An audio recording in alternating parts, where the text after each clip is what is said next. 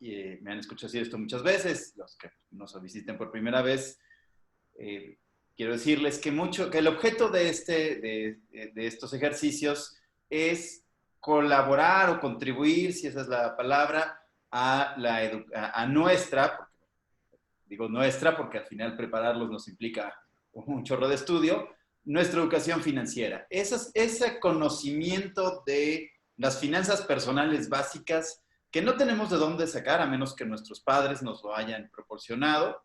Y bueno, normalmente ellos no tuvieron la oportunidad de hacerlo porque ellos no lo conocían. Y como las escuelas no lo tienen en sus currículums, las primarias, secundarias, prepas, e incluso las carreras que uno podría decir, bueno, esas son carreras financieras, como contabilidad o administración, bueno, es muy poco, muchas veces ni siquiera te acercas al tema de las finanzas personales, pues lo que acaba resultando es que tenemos pobre cultura de este tema. Y pues se nos ocurrió que esta era una buena manera de poner nuestro granito de arena durante el confinamiento y como dice Luis, bueno, ya se ha vuelto una tradición y bueno, creo que ha funcionado. Así es que sin más preámbulo, pues muchas gracias por estar hoy con nosotros. Y me acompaña nuestro abogado, el licenciado Alejandro Tagle, que, bueno, les platico, ya saben, a la mejor manera de las introducciones de programas, donde hicieron un poquito de la visita. El licenciado Tagle es licenciado en Derecho por la Universidad de Anáhuac, es maestro en Derecho por la UP y es Master in Business Administration por la Universidad de Darden en Virginia. Entonces, ya, bueno, desempeñado muchos puestos, tanto en la iniciativa privada como en el sector público.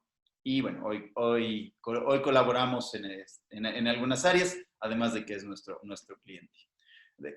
Don Alex Tagle, buenos días, ¿cómo estás? Hola, muy buenos días a todos. Muchas gracias por acompañarnos en este tema tan interesante y que creemos que puede ser de mucha utilidad para todos ustedes. Bueno, pues sin más preámbulo, pues comencemos. El tema de hoy, 9 preguntas sobre testamentos y seguros de vida. ¿Y qué tienen que ver? O sea, la primera pregunta lógica es, ¿y qué tienen que ver los testamentos con los seguros de vida?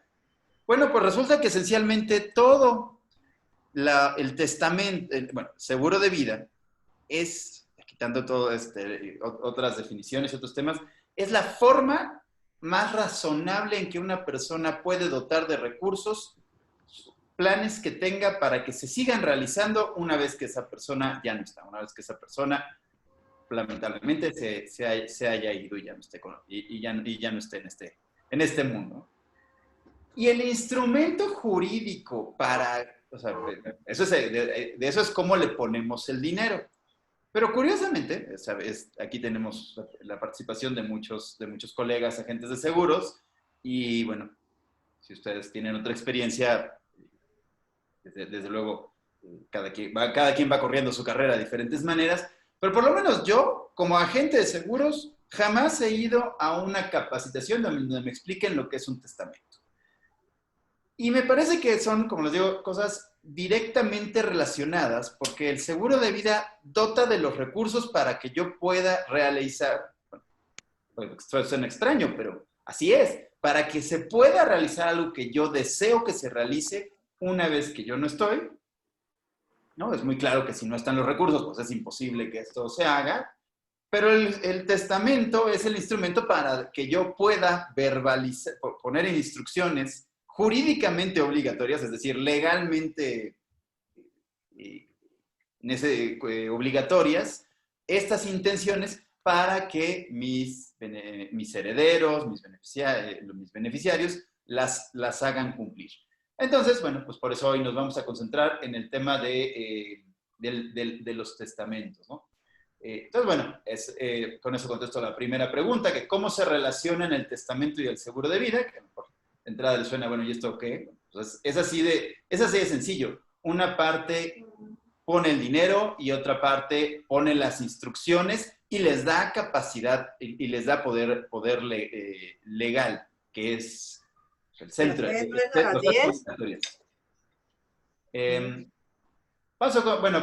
Sigamos con la 7. ¿Quiénes forman parte de un testamento? Licenciado, ¿quiénes forman parte de un testamento? ¿Quiénes están involucrados en un testamento? Un poquito antes, Edgar, permíteme hacer unos comentarios. Sí, Y claro. quería decir, es bien importante lo que decías de que la falta de educación financiera que tenemos, especialmente en finanzas personales, pero también el tema del testamento va de la mano. Prácticamente solamente si estudias derecho aprendes un poquito del tema de los testamentos. No hay ni siquiera una embarradita en ningún otro tipo de área de educación que hay. Y mucha gente tiene la idea del testamento de lo que ven en una telenovela, por decirlo de alguna manera, ¿no? Sin embargo, a lo largo de la plática vamos a ir viendo que no necesariamente va la cuestión por el estilo, ¿no? Como bien comentaste, el testamento es la última voluntad que hace el testador, que es la persona que con su plena capacidad jurídica ejerce su voluntad sobre los bienes y derechos después de su muerte. Y además de bienes y derechos, pues también es el tema importante que también tomaremos después sobre la tutela de los hijos, ¿no? En caso de que exista, ¿no?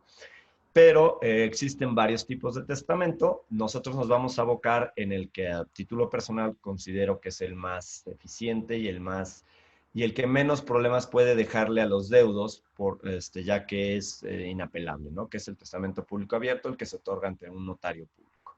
Hay otros tipos, a manera de ejemplo, puede ser hológrafo, que es que lo haces a mano con dos testigos y lo depositas ante el registro.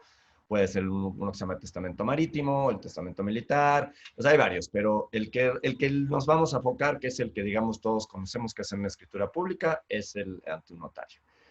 Ya regresando a la pregunta que me hacías, ¿cuáles son las partes de un testamento? Como ya habíamos dicho, el testador es la persona que con su plena capacidad jurídica, eso es muy importante, ejerce su última voluntad y define qué va a hacer con sus bienes, derechos y con la tutela de sus hijos. Alex, Pues, define en castellano, por favor, qué es, porque eso claro. es muy común que el técnico, el especialista en algo, recurre al argot de su especialidad, pero en castellano, ¿qué es tener plena capacidad jurídica? Bueno. ¿Quién tiene plena capacidad jurídica? Alguien que no está afectado en sus facultades mentales, ya sea por una enfermedad, ya sea por un accidente. Si tú estás, por ejemplo, en coma, pues no puedes otorgar tu última voluntad. Si tú tienes demencia, pues ya no puedes, o sea, no se puede considerar que tengas plena capacidad jurídica. No sé si con eso me expliqué. ¿Quién lo determina? O sea, porque bueno, pues un poco como jugando, ¿no? A menudo creo que no pasa un día sin que digamos, es que fulano está loco, fulana está loquísima, ¿no? Ah, bueno, una cosa, Pero bueno, una esto cosa evidentemente sí, no claro. implica que estén locos, ¿no? Mira, Seguramente cada vez que yo hablo con la gente de mi personal han de decir es que Edgar está loco. Afortunadamente, me bueno, pasa lo mismo. probablemente sí, pero no, Mira, eso va a no es depender. legal, ¿no? Si es una cuestión médica, pues evidentemente se requiere un dictamen médico. Y si es una cuestión legal, pues por ejemplo, si eres menor de edad, pues no tienes la plena capacidad jurídica para testar en esos momentos, ¿no? O sea, ahí va a depender, una disculpa, ahí va a depender de las circunstancias de cada persona.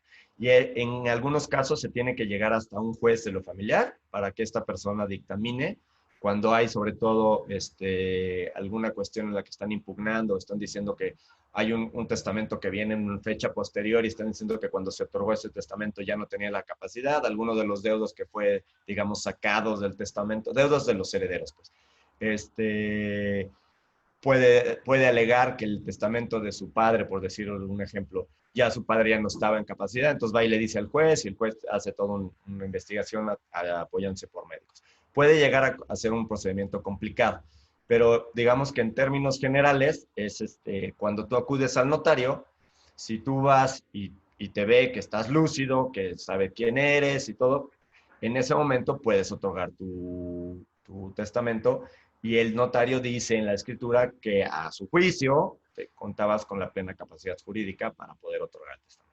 O sea, es el notario en quien descansa según En primera instancia, sí.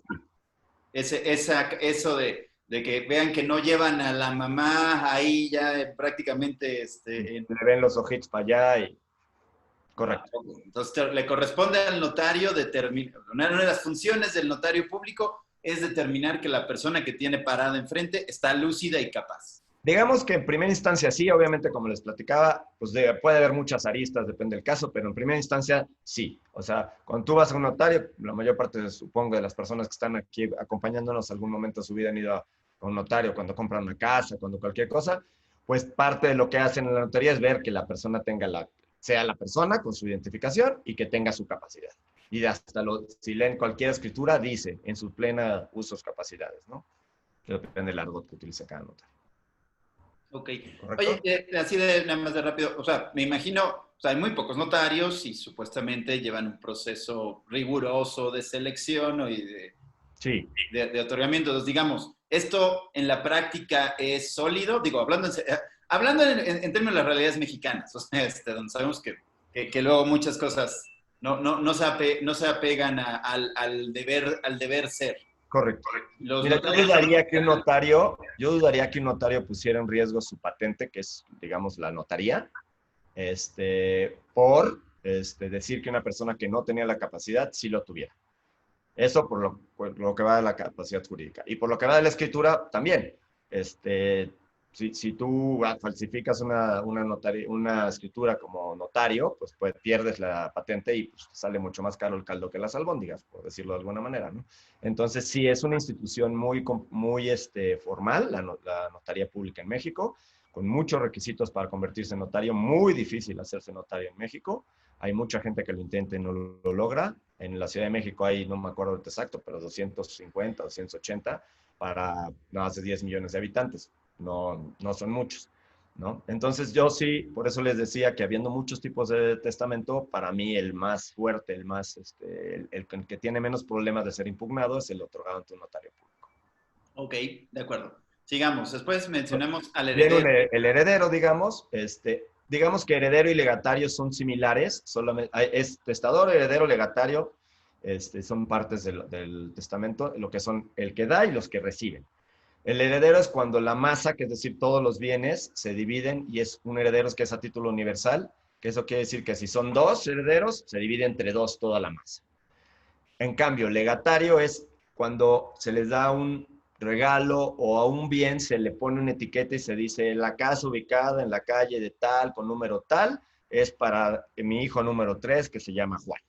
¿Sí? O sea, la diferencia entre heredero y legatario es de que uno se divide todo entre todos y otro es este pedacito es para y lo demás podría ser dividido entre todos los demás. ¿Correcto? Correcto. ¿Me ayudas con la que sigue, Luis, por favor? Okay, aquí se repitió el legado es otro tema. Hay otras partes muy importantes en el testamento. Y aquí vamos a entrar a, digamos ya lo que es, cada testamento se tiene que diseñar, aunque es muy fácil hacerlo con notario, depende de cada persona, ¿no? Albacea. ¿Quién es el albacea? En términos generales, y para no ponerme muy técnico, el albacea viene siendo como el administrador. ¿Ok?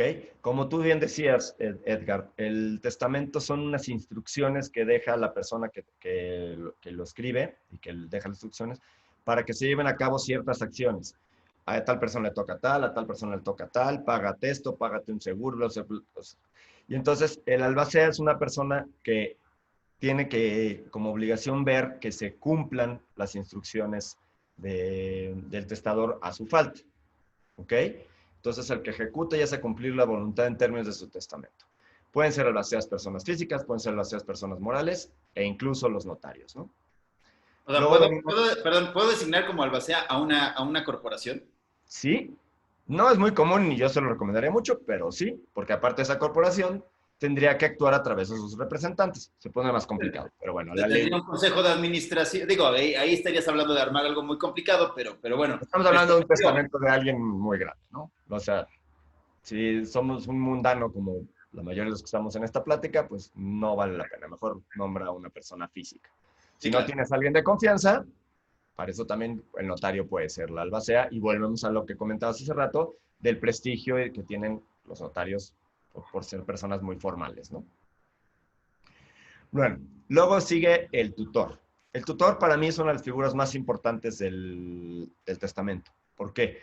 El tutor es el que se encarga de la guardia y custodia de los menores, ya sean que tengan sus plenas capacidades o que tengan incapacidad mental o física, ¿no? Son los que guardan su protección, su educación, su asistencia. Esto, esto pasa cuando faltan ambos progenitores, por decirlo de alguna manera, por tratar de utilizar en lenguaje incluyente, no decir papás o mamá, ¿no? El tutor se queda o sea, tiene que verificar que la protección de los menores. ¿Por qué les digo que para mí es lo más importante? Yo tengo 2 hijos y para mí lo más importante, más que el tema económico, es que si yo falto y mi esposa falta, pues haya alguien que vea por mis hijos, ¿no? Y que les administre sus bienes, porque pues desafortunadamente sabemos muchas historias de terror de que pues fallecen los padres y desaparecen los bienes y los pobres niños quedan desamparados, ¿no? Entonces, eso es algo que les sugiero que todos los que tengan aquí, es una sugerencia que les hago, y de hecho ahora en septiembre viene el mes del testamento, no soy notario, no es publicidad para mí, pero en septiembre los notarios es tan importante la figura que lo ponen, digamos, de oferta, y cobran mucho menos honorarios para hacerlo, ¿no? Entonces, cuando vayan y lo hagan o lo revisen, porque también se pueden estar revisando de manera seguida, chequen muy bien el tema de la figura del tutor, que para mí es de lo más importante que hay, ¿no? Bueno, continuando, seguimos otra figura que se llama curador. El curador y el tutor es algo parecido, pero el curador es para una persona que tenga una incapacidad y sea mayor de edad. Es decir, esta persona, por sus condiciones, normalmente nunca va a alcanzar a tener su capacidad y siempre va a requerir de alguien que legalmente tenga guarda y custodia de sus bienes, ¿no? Puede ser propietario de cosas que puede heredar, pero alguien se los tiene que administrar y alguien se los tiene que proteger, y esa es la figura del curador. Por eso les digo que la tutela y la curatela, que se llama, son figuras más o menos similares, solamente que el sujeto para el cual están siendo curador-tutor tienen una diferencia en cuestión de edad, ¿no? Aquí, permíteme tener un momento y déjenme conectar un poco, ¿no?, también con el tema de los seguros. Correcto. Típicamente, si algunos de ustedes, la mayoría de, muchos de ustedes seguramente han contratado un seguro de vida y han designado beneficiarios, entonces, pues lo típico es que designo a mi cónyuge, y si no tengo cónyuge, o designo a mis papás, si tengo hijos ya grandes, pues las personas que tengan hijos ya grandes, designan a los hijos, etcétera, ¿no? Sin embargo, esa es precisamente una muestra de que luego pues, nos falta ese conocimiento de saber las cosas que se pueden hacer. O sea, ustedes pueden, bueno, cualquier persona puede designar como beneficiario de un seguro a estas figuras. Al albacea, al tutor, al curador, claro, obviamente asociadas al testamento. Los colegas saben, y a los que no son colegas se los platico, las compañías de seguros, hablando especialmente de seguros contratados en forma privada, tienen reglas sobre a quién puedo designar como beneficiario. O sea, el derecho no marca nada, pero la compañía de seguros, como proceso dentro de sus procesos de lo que se llama proceso de suscripción, vamos, decidir a quién le doy el seguro, se fijan mucho en quién es el beneficiario. ¿Por qué? Porque bueno, pues una de las cosas es que quieren proteger a la vida de su asegurado para que el beneficiario no lo vea con ojos de interés. Entonces, si yo designo al licenciado Alejandro Tagle, por ejemplo, como mi beneficiario, pues lo más seguro es que la compañía no me va a emitir mi póliza. Por mucho que tenga yo disposición de, hey, yo quiero pagar, no me importa, la aseguradora va a decir, no, Edgar, no puedes, no, puedes designar a tu cónyuge, puedes designar a tus papás, puedes designar a un familiar cercano, pero no puedes designar a esta persona, al licenciado Tagle, porque no tienes una relación directa con él. Digo, eso insisto, aplica específicamente en los seguros individuales que tienen estos procesos de hacer una solicitud que después se ingresa a la compañía de seguros. En los seguros empresariales yo puedo designar a quien se me dé mi regalada gana, y como la aseguradora nunca ve el documento que yo firmé hasta el día hasta el día que se le presenta para hacer válido el beneficio, pues no tienen manera de decir nada al respecto. Pero lo que les quiero decir aquí, y que es donde juntan estas dos cosas, yo sí puedo decir, designo al licenciado Alejandro Tagle, albacea de mi testamento, como beneficiario de mi seguro tal. Eso sí me lo va a aprobar la compañía de seguros, porque ahí se crea la relación entre mi persona y la de la persona que es el albacea de mi testamento. Y por otro lado, hay, obviamente, ya hice un testamento, lógicamente, en el que estoy diciendo, al albacea de mi testamento se entreguen, se garantice que mis padres cuenten, mientras tengamos fondos en el capital que está recibiendo, cuenten con un seguro de gastos médicos, que se pague que a mi cónyuge se le entregue tanto dinero cada X tiempo, que mis hijos tengan pagada la escuela, y a ti por hacer esa chamba, bueno, pues te va a tocar anualmente una cantidad X. Esto podría ser una idea de una instrucción de un testamento ligada a un seguro de vida. También podría ser ligada al tutor, tratándose de hijos menores. Ahorita vamos a entrar más en detalle en eso.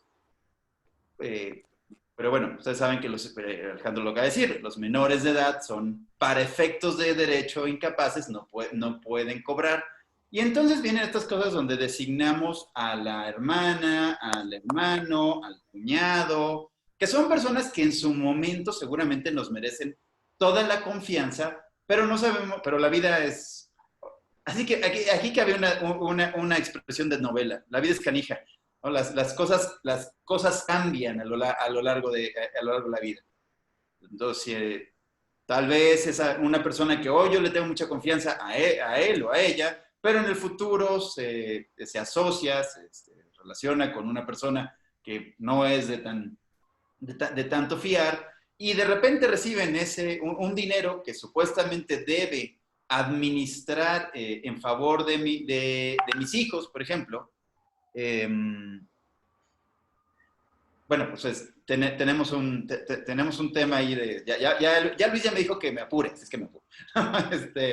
Tenemos un tema ahí de que puede disponer de dinero que no es para él, bueno, puede disponer mal de un recurso. Ese es el punto al que quiero llegar. Seguimos, así la siguiente lámina, Luis, por favor. Bueno, ¿cómo y dónde se realiza un testamento, don Alex? Mire, como ya lo había adelantado un poquito, hay diversos tipos de testamentos, pero por cuestión de tiempo no vamos a entrar en todos los tipos. Vuelvo a sugerir que para mí el que tiene mayor validez y mayor fuerza es el otorgado ante un notario público, porque difícilmente puede ser impugnado, ¿no? Porque además se registra, todas las escrituras públicas se registran en el registro público, ya sea la propiedad o de comercio, depende de que sea, ¿no? Y en este caso en el registro público de notarías. Entonces, ¿dónde puede resolverse un testamento? Pues como les decía, ante el notario, ¿no? Yo sí les recomiendo que tomen un tiempo e inviertan tiempo, dinero y el esfuerzo necesario para hacer el análisis de sus circunstancias particulares para que tengan todos un testamento vigente. No importa si tengan o no tengan bienes actualmente, si tengan o no tengan cónyuges, si tengan o no tengan hijos. Es algo que se debe de tener, digamos, desde siempre, desde que uno alcanza la mayoría de edad, ¿no? La que sigue, por favor. ¿A quién elegir como beneficiario? Bueno, yo ya me dividí un rato en eso, pero si gustas Sí. comentar sobre eso, por favor. Mira, beneficiarios. Ahí también depende de las circunstancias de cada quien y de la historia de cada quien, como bien decía Edgar. Normalmente la gente, pues, cuando tiene hijos, se lo pone a sus hijos. Pero luego entra el tema de que si sus hijos son menores de edad, o sea, ahí insisto, va a depender. En mi caso particular, yo lo que tengo es la mitad lo tengo para mi esposa y la otra mitad dividida en dos, tengo dos hijos, a cada uno de mis dos hijos, ¿no? Sin embargo, ahí sí va a depender de cada quien.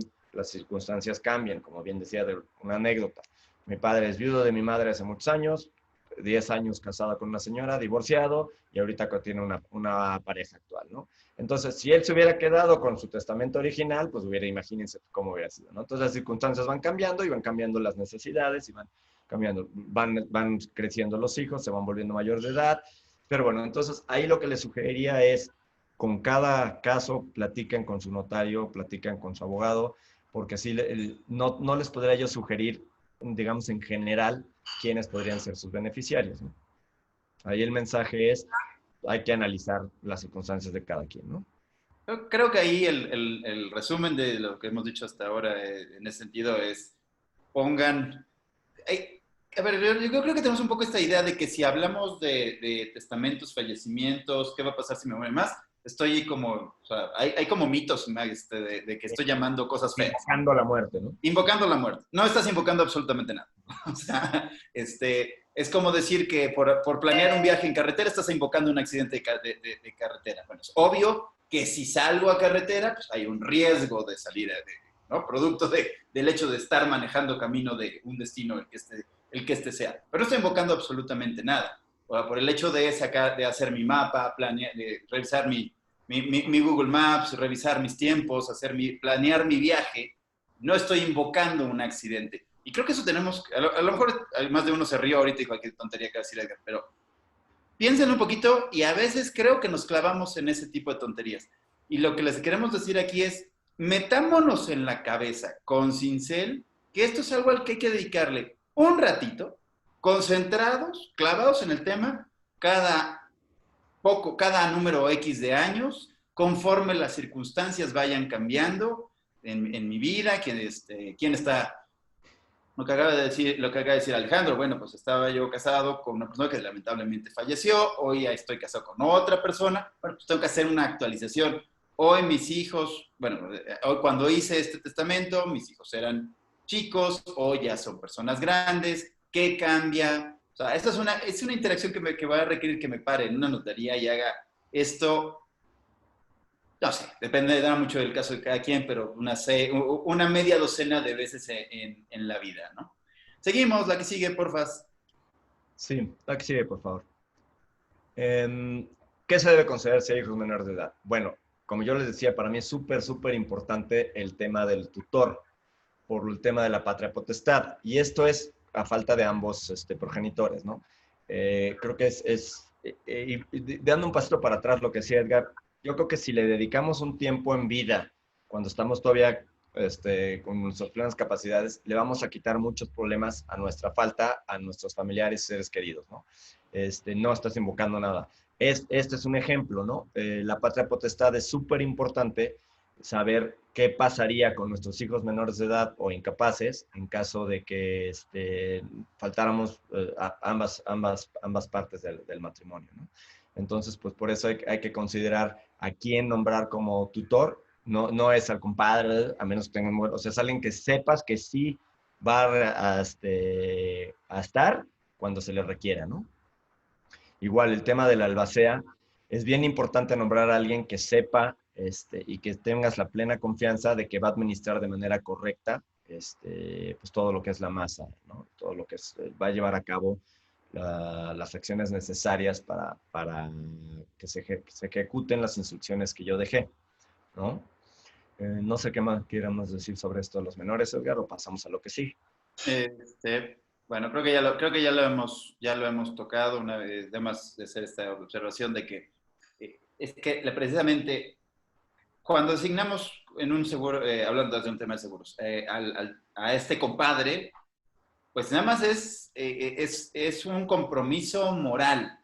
Si lo hacemos tutor y si además designamos al otro compadre albacea, se crea un candado, se vuelve muy difícil, es posible, todo se puede, pero ya hace muy difícil para el primer compadre, el que designé como tutor, hacer mal uso de los recursos que está recibiendo para actuar en beneficio de mis hijos. Ese es el sentido de estas figuras. Meterle candados para que no sea fácil hacer mal uso de los recursos. Son elementos de protección. Exactamente. Luis, ¿cómo ves? ¿Tienes algún comentario? ¿Quieres que te hagas alguna pregunta? Yo sé que vamos atrasados de tiempo, me queda claro. Me gustaría hacer una pausa breve nada más. Nos comenta Lorena, soy asesor de seguros, cada año reviso los beneficiarios con mis clientes. Súper bien, Lorena.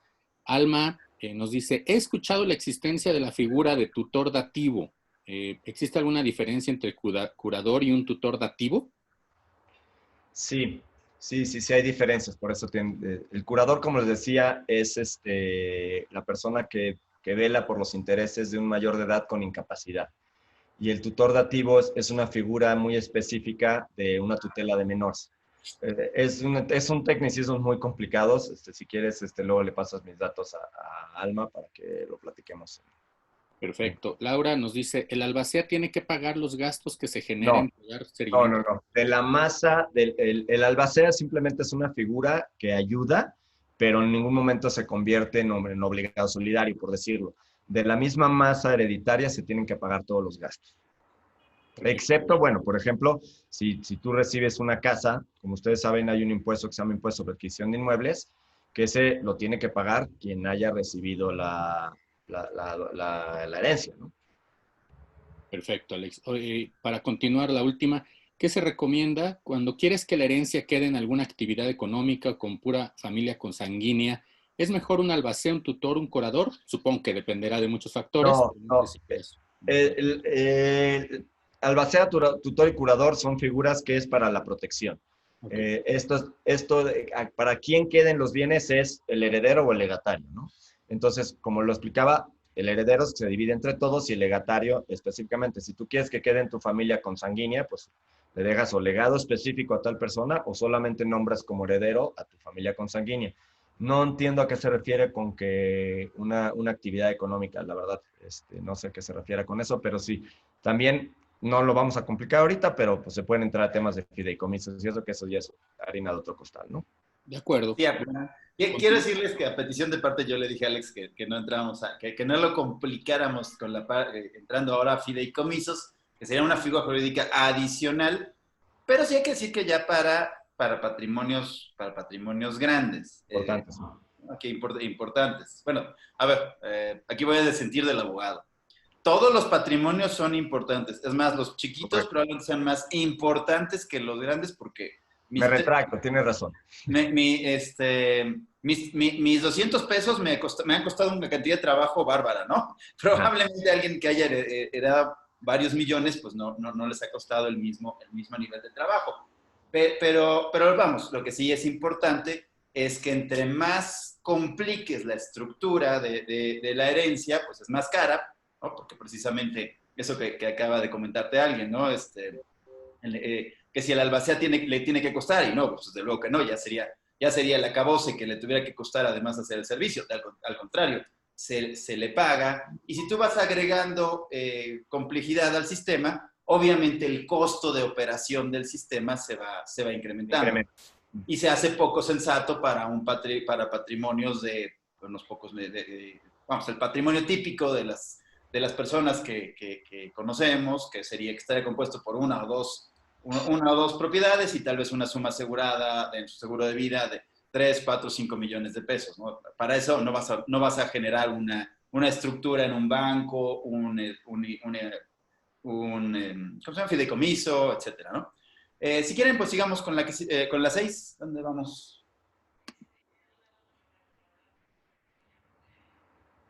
Esto también es algo súper importante, ¿no? La pregunta dice, ¿el testamento se realiza hasta que se tienen bienes y derechos? No, esto es un error creer que solamente requieres testamento ya cuando tienes 7 casas y 15 hijos, ¿no? No.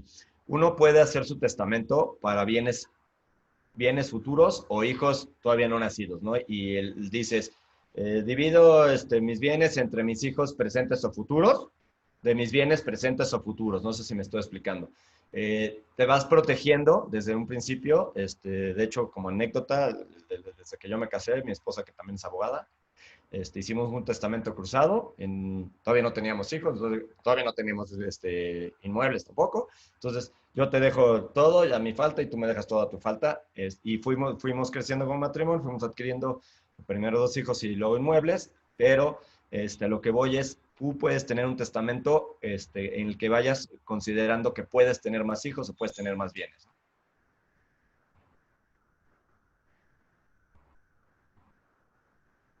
Sí, bueno, es que, a ver, yo creo que esto es súper interesante, que también es de las cosas que queremos recalcar muchísimo. Como vamos y regresamos un segundo al principio, ¿no? Sigues ahorita que al final, bueno, no sé, ¿cómo quieres manejarlo, Luis? Lo que les iba yo a decir es, regresando así como al principio, es un tema al tema de la educación financiera.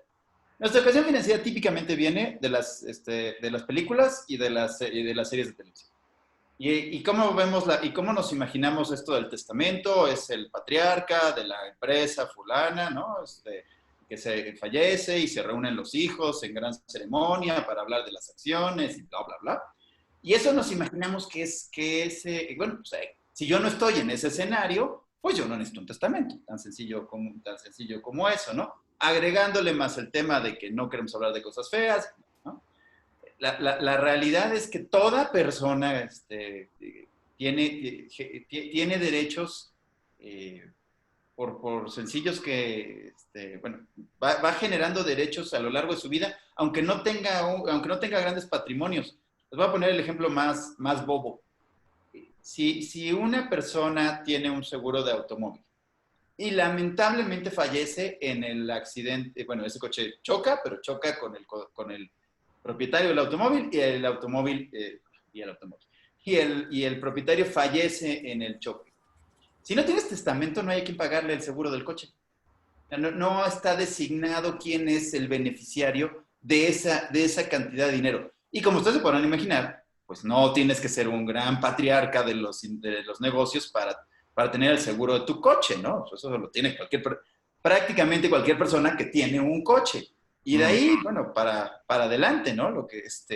Se van generando muchísimos derechos a lo largo de la vida que si no definimos esto, pues se van a perder. Vamos a haber pagado o vamos a haber trabajado para que se desaparezca en el aire, ¿no? La que sigue, por favor. ¿Cuál es el proceso cuando fallece una persona? Volvemos a lo que comentas de que la mayor parte de nuestro conocimiento de los testamentos es lo que se ve en la televisión. En México no funciona así. Cuando uno tiene un testamento, tiene que haber, no en el momento que fallece la persona, te conviertes en el dueño aunque sepas, aunque tengas la escritura y la leas y dice que la casa ubicada en tal lugar es tuya, no es así tan sencillito. Tienes que acudir ante el notario, de preferencia ante el notario que se otorgó el testamento, pero puede ser con cualquiera, hacer una cosa que se llama aceptación del testamento. En la aceptación del testamento, que se levanta otra escritura, es donde se aceptan tanto los cargos, por decirlo de alguna manera, de tutor, de curador en su caso, de albacea, como de la recepción, la aceptación de la herencia o del legado, ¿no? Y ahí ya siguen los distintos procesos, que también viendo las preguntas, se pagan los impuestos que sean correspondientes si tú estás heredando algunas acciones, inmuebles, perdón, y se llevan a cabo todos los registros en el registro público de la propiedad correspondientes y demás, ¿no? O sea, a lo que voy es, y ya en resumen se tiene que ir ante el notario y hacer una escritura de aceptación de testamento. Y así, ya con eso se empiezan a ejecutar las cosas conforme lo que hayan sido las instrucciones otorgadas en el mismo testamento. Puede sonar a obviedad, pero si van a designar a alguien albacea o tutor, antes de hacer el testamento, le preguntan. Puede llegar del caso a que renuncie al cargo, porque es Sí, una claro. responsabilidad. Ahí es una de las preguntas que estaba viendo hacia eso, que si puede renunciar al cargo, efectivamente. Y ahí, pues, meten un problema en el sentido de que, pues, la voluntad ya no se cumplió y entonces posiblemente se tendrá que ir con un juez de lo familiar para que se designe albacea. Es otro tema, ¿no? Esperemos que no pase esto, ¿no? Pero bueno, en general el comentario aquí es, si van, o sea, pues, no se guarden su plan, ¿no? Porque también podemos caer en eso. Platícaselo al posible albacea, ¿no? Comunícaselo al posible albacea, comunícaselo al posible tutor, ¿no? Porque estas personas... De hecho, pide autorización, ni siquiera se lo comuniques, pide autorización. Oye, Sí. ¿quieres y puede serlo? Sí, no, gracias. ¿No? Exactamente. La siguiente pregunta, por favor. ¿Cuál es el proceso cuando se transmiten obligaciones a albaceas, tutores o curadores? Pues esto va de la mano de lo que decíamos hace rato. Se hace la escritura de aceptación y el mismo notario le notifica a las personas. Digo, volviendo al tema de que si son personas que tú designaste y ellos lo aceptaron en vida, pues evidentemente son personas cercanas que se van a enterar cuando fallezcas, ¿no? Entonces, pues es, digamos, un trámite el hacerlo, pero hay que hacer el trámite de llevar a cabo esta escritura de aceptación y donde está la designación formal de los cargos, por decirlo de alguna manera, ¿no? Albacea, tutor, curador, ¿no? aquí quiero decirles, regresando al ejemplo que les ponía, si vamos a utilizar estas figuras para efectos de beneficiarios en seguro de vida, no es que la persona que aparezca como albacea se presente en la aseguradora y le diga, aquí dice que soy albacea. No, espérame. La aseguradora decir, bueno, gracias. O sea, tienes que hacer este trámite, obtener el acta, y en el acta donde está diciendo que esta persona acepta su cargo y queda designado como tal, ese es el documento que hay que presentar para poder realizar trámites como el carácter de albacea o como el carácter de tutor o como cualquier cosa que hayan ustedes mencionado en una designación de beneficiarios. Como ven, los temas van regresando un poco, pero dejar claro que el hecho de que algo esté puesto no le da, al menos en el derecho mexicano, el valor, su completo valor. O sea, hay que realizar el trámite completo, obtener, en este caso, las actas correspondientes, o cuando son juicios, las sentencias correspondientes, para que las cosas sean de uno, ¿no? Como dijo Alejandro, si el hecho de que se mencione en un testamento que la casa va a ser mía, no la hace mía. Tengo que hacer la aceptación tengo que hacer los trámites necesarios, primero la aceptación de la herencia y luego el cambio de propietario del bien inmueble. Y como eso... Conozco muchos casos, Edgar, que siendo herederos, ya falleció la siguiente generación y como la primera no lo aceptó, hay un problema y no hubo la transmisión del inmueble porque había que pagar los impuestos, que luego ese es el tema, que pues, llega a ser cerca del 7% del valor, también contestando otra pregunta que anda por ahí. Y entonces 7% del valor del abuelo a la mamá y luego otro 7% del valor de la mamá al hijo y luego no se pagó y entonces se convierte en un problema, ¿no? Entonces, como bien dices, todo, digamos, es un círculo, el testamento y estos actos son actos formales que requieren ciertos requisitos que hay que hacer, que pues, hay que hacerlos, ¿no? Si no, te quedas como que a medias, ¿no? Y nuevamente, bueno, aquí en estos que hay que hacer, que tienen costo, ¿no? Bueno, si la herencia está conformada por bienes inmuebles, o sea, a los mexicanos y en general, por lo que hemos preguntado ahora que hemos hecho muchas entrevistas a personas en Sudamérica, nos hemos dado cuenta que a los latinoamericanos nos gusta, o sea, el vehículo natural de ahorro es el bien inmueble, ¿no? Junté dinero, me compro un terreno. Junté dinero, me compro una casa. Saco una hipoteca, la voy pagando, rento la casa, voy pagando, me hago acabo por comprar por hacer mía esa propiedad, y ese es mi vehículo de ahorro. Así es como voy constituyendo patrimonio en la gran mayoría de los casos. El ahorro financiero llega a algunas personas, pero la mayoría de las personas no lo comprenden, no lo hacen suyo, y entonces lo que entendemos es el bien inmueble, lo que podemos tocar, ¿no? Pero los bienes inmuebles, pues, como acaba de decir el licenciado, pues cuestan, ¿no? Las transmisiones cuestan. Hay una serie de costos asociados, que ahí es donde vuelvo a mi planteamiento original. Por ejemplo, el seguro tiene plena función, ¿no? Bueno, o sea, aquí están los recursos para que se haga la transmisión de este bien inmueble y no caigan en este caso, pero francamente, loco, de que ya se murió la siguiente generación, pero la primera generación que heredó nunca hizo la transmisión del bien, entonces nunca fue de la siguiente generación, ¿no? Y ya tienes que ir a un juicio sucesorio y es todo un tema. Se complican más, ¿no? Sí, bueno, ya anulaste ya dejó de tener valor el testamento. Ya lo no echaste se deja de tener valores, que se tiene que hacer otros pasos para que pueda continuarse, ¿no? Sí, digo, me refiero a que perdió su efectividad. O sea, sí, claro, sigue siendo un documento legal, pero ya no tiene las características, ya no tiene la funcionalidad para la que fue creado originalmente. Bueno, ¿mande? Perdón, creo que con esto ya quedó abordada la 8 por el tiempo, nos podemos pasar a la 9, ¿no? Sí, pasemos a la 9, por favor. Esto es algo muy común y también pasa con los bienes inmuebles. La falsa creencia de, por ejemplo, si tú tienes físicamente el papel de la escritura de una casa, eres el dueño. Si tú tienes físicamente el papel del testamento, eres dueño de lo que dice ahí. Hasta se dan los casos, hasta que llegan a lo ridículo de que Cuando están peleando los que se están divorciando, se lleva la señora el papel o el señor, para no ser de género. Ah, yo soy el dueño de la casa. Ah, yo... No, no, no. Para eso existen las escrituras. Quien es el dueño es quien está mencionado en la escritura pública y en el registro público, en todo caso, la propiedad, ¿no?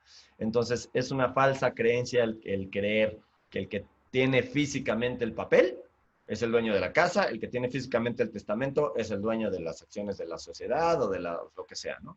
Hay que llevar a cabo lo que hemos venido platicando, las acciones formales ante los notarios, ante el registro público, ante el SAT, el pago de los impuestos correspondientes, para hacerse de la propiedad de los bienes dejados en testamento o de los inmuebles en caso de una transmisión de los mismos, ¿no? Y esto volvemos al tema pues, de la falta de educación que se le da en la mayor parte de las carreras, los preparatorios, que podría existir una materia muy simple que sería, digamos, finanzas personales y digamos, derecho básico personal, ¿no? Que si estuviera en mí, yo lo pondría desde preparatoria, ¿no? Básico, nada más para hacer un entendimiento de cómo funcionan estas cosas, ¿no? Totalmente de acuerdo, sí, vamos a tocar, hemos tocado eso reiteradamente. Nuestra cultura de telenovela luego es perniciosa. Digo, está padre ver telenovela, ver películas, y, pues, son para entretenerse, pero hay que entender que son entretenimiento, no son formativas, ¿no? Es correcto. Y bueno, pues ya llegamos a terminamos con una lámina de conclusiones. Por favor, Luis. Bueno, si quieren, aquí la revisó. Licenciado, pues tú revísala, por favor, rápidamente. A ver, ok. Importantísimo. Los testamentos no son para ricos y no son solo para transmitir propiedades. De hecho, para mí, como lo he dicho varias veces, es más importante el tema de la tutela de los hijos que las propiedades. Las propiedades siempre va a haber cómo pasarlas, ¿no? Entonces, mi sugerencia es siempre tengan un testamento válido y vigente ante notario público. Y luego, pues el tema del seguro de vida, ¿no? Está íntimamente ligado, íntimamente relacionado el seguro de vida con el testamento, porque como bien decíamos al principio, el testamento son las instrucciones y el seguro de vida es pues un seguro en el que te dan ciertos activos que tienes que ver qué instrucciones le vas a dar para que se hagan con esos activos, ¿no? Bien, es importante el tema de los beneficiarios y de cómo vamos a darlo, ¿no? Lo que decía también, tienes hijos, pues el tema de los tutores, ¿no? La que sigue, el testamento, que dice, es una manera de quitar a los herederos o deudos muchos dolores de cabeza. Sí, como decíamos, si tú le inviertes el tiempo necesario a un poquito de dinero, porque no es algo muy caro, vas a dejar tus cosas en orden y el día que faltes no le vas a dejar problemas a tu familia, ¿no? Es bien, bien importante. Hay infinidad de casos de gente con muchos recursos, de gente con pocos recursos, de gente con muy poco, que por no haber tomado la molestia o el gasto o el tiempo de ordenar sus cosas en vida y con capacidad, que como bien decíamos, no estás invocando la muerte, dejas una cantidad de dolores de cabeza, una cantidad de problemas que hasta activos puedes perder, como el caso del coche que bien decía Edgar, ¿no? Y como ya les había comentado también, pues les invito a que se acerquen, si no tienen su testamento, con su notario de preferencia, de que en septiembre los honorarios son más baratos porque es el mes del testamento, ¿no? Básicamente. Yo en conclusión nada más agregaría que tratemos en lo posible de ser, ¿cuál sería la palabra correcta? De ser personas cabales y tener esto en orden. Hace poco, bueno, precisamente la semana pasada, platiqué con una amiga de muchos años, clienta y demás, que lamentablemente perdió a su mamá hace unos días, y la mujer está fuera de sus casillas, de sus cabales. O sea, el dolor de la pérdida la tiene a ella y al hermano en una situación donde no están funcionando a plena cabalidad. Y pues como lamentablemente un caso típico de que no había un testamento y no había estas planeaciones hechas por la persona que falleció, pues eso se está volviendo un desastre completo. O sea, sin duda, vamos, estos dos los conozco bien y son personas educadas, capaces y funcionales en el 99% de las veces, o del tiempo. Pero en este momento están muy lastimados. Lógicamente, esto es perfectamente razonable. Y bueno, si nos pensemos pues en la gente que queremos y pensemos en hacer este esfuercito para dejar las cosas como ordenaditas. No hay manera de quitar el dolor, eso sí está clarísimo. Pero sí hay manera de quitar el dolor de cabeza y las complicaciones cuando desafortunadamente no estemos. No, Y y bueno, desde el pues punto de en vista esto, económico, Edgar, si dejas bien ordenado, hasta más barato le sale a tus herederos, porque luego arreglar los problemas sale más caro que prevenirlos, ¿no? una muy válida. Gracias, Edgar. Gracias, Alex. Vamos a tomar unos minutitos de ver qué preguntas podemos responder. Ya Alex, en el transcurso de la charla, fue respondiendo varias. A ver, Alex, aproximadamente cuánto cuesta un testamento y qué tiempo tiene de vigencia un testamento. Bueno, el costo, la verdad no lo sé, pero no es muy caro, 2, 3 mil pesos, sí, creo, la verdad. Depende también la complejidad, obviamente, ¿no? Eso tendría que verlo con el notario, pero no es muy caro. Vigencia no tiene vigencia. Y te lo digo como, por ejemplo, experiencia personal. Yo tengo cerca de 20 años, ¿cuántos años tengo casados? Que no me escuche mi esposa, pues 2002 para acá, 18 años de casados, y mi testamento tiene 18 años. No lo hemos cambiado porque la manera en que lo redactamos era bienes presentes y futuros, hijos presentes y futuros. Sigue válido, sigue vigente las condiciones, ¿no? Entonces puede ser hasta de hacer uno y sí es válido lo que decía Edgar, ir revisándolo cuando tus condiciones cambian, ¿no? Creo que con eso contesté la pregunta. ¿Qué más podemos Claro, contestar? ¿cómo aplica si un testamento tiene usufructo vitalicio? ¿Aún así Ok. se pagan impuestos al recibir herencia? Mira, usufructo vitalicio. Primero les digo rápido lo que es usufructo vitalicio para lo que no es. Por ejemplo, yo tengo hijos menores de edad y tengo a mi esposa, ¿no? Entonces, yo lo que quiero hacer es, para evitar el doble impuesto de adquisición de inmuebles, le dejo a mis hijos la casa, pero le dejo el usufructo vitalicio a la señora, ¿no? Entonces, la propiedad es de los hijos, pero el uso y disfrute, es decir, yo lo puedo usar, yo lo puedo rentar, es del usufructuario, en este caso la mamá, pues, siguiendo el mismo ejemplo. El impuesto se paga una sola vez de los propietarios, que son los hijos. Y a falta de la usufructuaria, ya no, como ya era de ellos, ya no va a ser necesario pagar sus impuestos y de hecho ya está en su propiedad, ¿me explico? Es una propiedad condicionada a que la persona a la que le dejaron el usufructo fallezca. Esa es una muy buena fórmula, ¿eh? Muy recomendable. Muchas gracias, Alex. Este es un tema más de seguros, Edgar. Max nos dice, ¿qué tan cierto es que si el cliente deja a X persona como beneficiario en la póliza, no necesariamente es quien recibe la suma asegurada, se entregará a la persona de acuerdo a la sucesión legal conforme a la ley?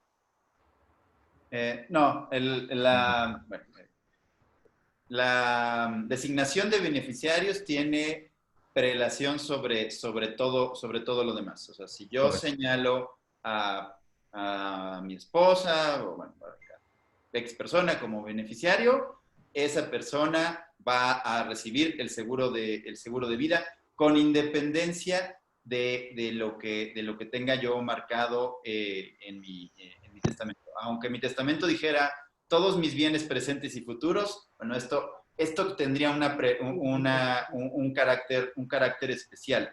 Pero porque es que la idea no es que de que se opongan, la idea es que se complementen.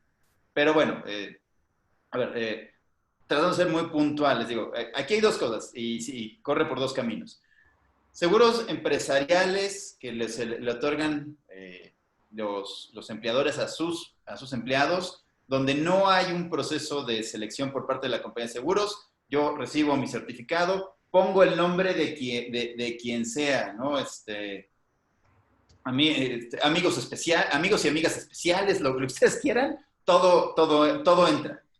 En el seguro de vida individual no es que haya una restricción específica a la designación de beneficiarios, sino que lo que les digo es que las compañías hacen políticas porque, pues sí, tratan de evitar intereses, malos incentivos. Pero insisto mucho en eso, no es un tema de que yo no pueda designar a quien a mí se me dé la gana. Es un tema de que la compañía de seguros me puede decir, oye, no te quiero dar el seguro que tú me estás proponiendo que te dé, porque el beneficiario que me estás poniendo yo no lo quiero aceptar.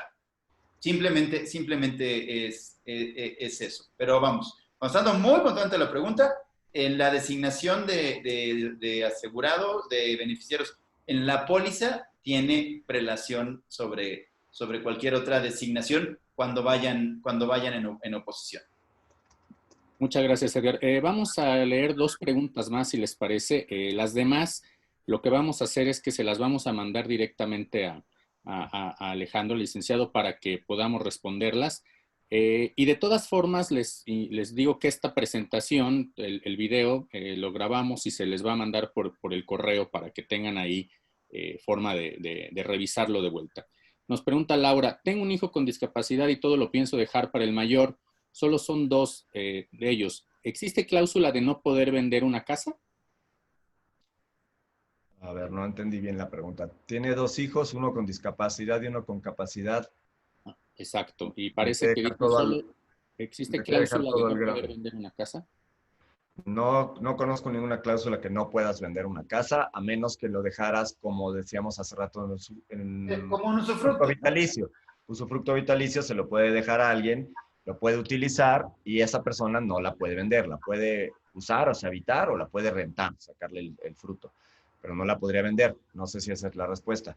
Y yo le sugeriría que no le dejara todo al grande, que algo le dejara al chico, pero bueno, eso ya es asunto de, bueno, al que tiene incapacidad, que le conserve algo de bienes, ¿no? Pero bueno, eso ya es algo muy personal. Bajo lo que estamos comentando aquí. O sea, hay mecanismos legales accesibles a cualquier persona para hacer una estructura sencilla que garantice que ese hijo con discapacidad reciba siempre, las haya fondos, X cantidad de dinero o la renta, si lo que vas a tomar es la renta de un bien, pues que reciba la renta de ese bien. O sea, sí existen y no son un tema de que hay que hablar de millones y va a ser muy caro, para nada. Tutor o curador, lo decíamos, ¿no? Depende si es menor o mayor de edad. O sea, dejas una cuenta de banco con 10,000 pesos, por decir algo, y el tutor, si es menor de edad, o el curador, si es mayor de edad, puede ir, le puedes dejar la instrucción que le vaya dando 500 pesos al mes, yo qué sé. O sea, pero sí hay maneras, como dice Edgar, de dejarle protegidos derechos a esta persona con discapacidad, ¿no? Aquí les comento así de rápido. Existen, no muchas compañías los tienen, pero algunas aseguradoras los tienen, productos de rentas vitalicias. O sea, tú puedes dejar una instrucción para que el tutor o el curador o el albacea compren una renta vitalicia en favor de que se le va a pagar a tal persona. Ejemplo, ¿no? Entonces, bueno, lo que sucede es que esa persona va a recibir mensualmente su renta. No hay el riesgo de que le vaya, de que lo engañen, le manejen el dinero de alguna manera, lo hagan hacer algo extraño. O sea, el dinero se entrega a una aseguradora con una instrucción muy sencilla que es páguese a esta cuenta todos los meses, tanto dinero. Ya, bueno, más bien, la aseguradora ya es un cálculo y ya dijo, bueno, pues con este dinero que me estás dando, podemos estar haciendo pagos mensuales de tanto. Sale, cerrado. Como no es algo muy sencillo. Hay productos financieros de seguros que se ligan con esto del testamento, que es lo que estás diciendo, y por eso este tema que abordamos hoy está íntimamente relacionado. O sea, volvemos al punto, testamentos son las instrucciones, el seguro es parte de los bienes que esas instrucciones giran, ¿no? O administran, por decirlo de alguna manera. Creo que esa es la conclusión. Y bueno, Alex, típicamente, bueno, perdón, Luis, ¿todavía quieres tratar otras preguntas o ya cerramos? Mire, vamos a cerrar porque también por el tema de tiempo, pero todas las preguntas, insisto, se las vamos a enviar a Alex. Y otra cosa, cuenten con la grabación, tan pronto ahorita que la subamos en YouTube, se las vamos a mandar directo por mail y por supuesto que van a ir los datos del licenciado Alejandro Tagle y evidentemente los de Edgar. Estamos totalmente abiertos a ayudarlos, a apoyarlos y a asesorarlos, por supuesto. Bueno, Alex, todas estas entrevistas terminan con una pregunta al entrevistado, que es, si quisieras hacer un resumen en una oración y dejar una sola idea a las personas que nos acompañaron el día de hoy y que vean el video en el futuro, ¿cuál sería esta idea? Sí, mi idea sería que todos tenemos que tener un testamento, tengamos muchos bienes o no. Y de preferencia, porque esto sí cuesta un poco más, todos debemos tener un seguro de vida. Entonces, y hay que informarse, hay que aprender y hay que tratar de entender un poquito estos temas, aunque ciertamente son áridos, tanto el derecho es árido como los seguros son áridos, y si los conjuntas, pues es mucho más árido para muchas personas, pero sí vale la pena meterle un poco de tiempo a la financiera personal y a la educación legal básica personal para tener una mejor vida, dejarle una mejor vida a las personas que queremos y que cuando a nuestra falta, ¿no? Muchas gracias. Pues muchas gracias por acompañarnos el día de hoy, por tu tiempo. Gracias a ustedes por a todos los que nos acompañaron, pues ya saben, las peticiones con las que terminan todas estas cosas, que es pues que nos den un like, que sigan nuestro canal de YouTube. En YouTube, bueno, además de que se suben estos webinars, constantemente estamos haciendo entrevistas a gente que pensamos que puede ser interesante. Estamos haciendo esta serie de conversaciones de cuarentena, que les digo que ya las vamos a cambiar, porque eso de la cuarentena pues ya quedó atrás hace mucho en número de días. Pero bueno, el asunto es que estamos trabajando constantemente preparando cosas que nos parece que estamos haciendo una aportación. Esos, pues les agradecemos muchísimo que nos sigan en el canal y por favor lo compartan con aquellas personas que crean que les pueda resultar interesante, que les den la liga y les digan, oye, pues échale una ojeada, puede ser de tu interés. Y bueno, estamos a sus órdenes, tienen el WhatsApp empresarial, que bueno, contestamos Jessica y yo, y otros miembros del equipo. Siempre hay alguien detrás de eso. Mi correo electrónico, evaqueiro@segurosbc. Y bueno, pues desearles excelente tarde, excelente fin de semana y nos vemos la semana que viene. Aquellos que tengan oportunidad de acompañarlos, les haremos saber con oportunidad el tema que vamos a tratar. Muchas gracias. Cuídense mucho. Palabras, Edgar.